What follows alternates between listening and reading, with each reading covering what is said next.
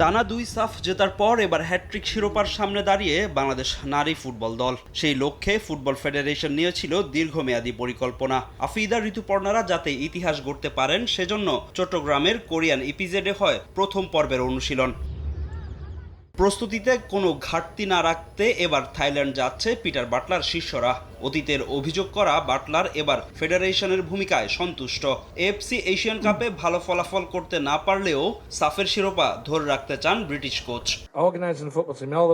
অনুশীলন নিয়ে এখন পর্যন্ত যতটুকু সহায়তা পেয়েছি তাতে আমি খুশি। চট্টগ্রামের মাঠ খুব একটা বড় ছিল না, তবুও মেয়েরা ভালো প্রস্তুতি নিয়েছে।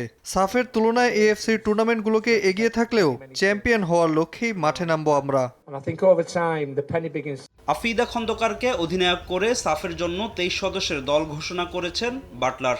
দলে আছেন সুইডেন প্রবাসী আনিকা রানিয়া সিদ্দিকী, দলের নতুন মুখ অর্পিতা ও মৌমিতা। নারী এশিয়ান কাপের স্কোয়াডে থাকা স্বপ্না, মুনকি ও নবীরন খাতুনের জায়গা হয়নি সাফের চূড়ান্ত স্কোয়াডে, যার ব্যাখ্যাও দিয়েছেন কোচ।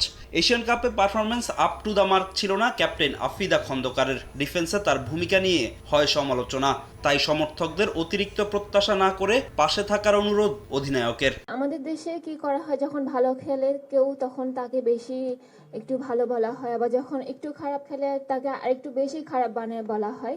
আমাদের দেশে এই স্বভাবটা আছে সবার।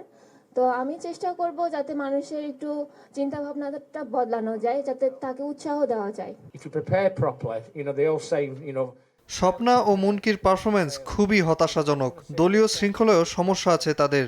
আশা করি কোনো একদিন তারা উপলব্ধি করবে। তাদের ভালোর জন্যই আমি কঠোর হচ্ছি, তাই আপাতত দলের বাইরে রাখা হয়েছে তাদের।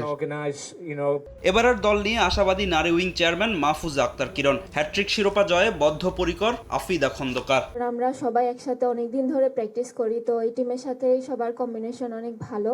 তো আমি আশা করব সবাই মিলেমিশে আমরা ভালো কিছুই করতে পারবো। থাইল্যান্ডে কন্ডিশনিং ক্যাম্প করে 21 মে সরাসরি ভারত যাবে বাংলাদেশ নারী ফুটবল দল। 28 মে মালদ্বীপের বিপক্ষে ম্যাচ দিয়ে শুরু হবে ডিফেন্ডিং চ্যাম্পিয়নদের শিরোপা ধরে রাখার লড়াই। গ্রুপের অন্য দল স্বাগতিক ভারত। ফাহিম ইসলাম, সময় সংবাদ, ঢাকা।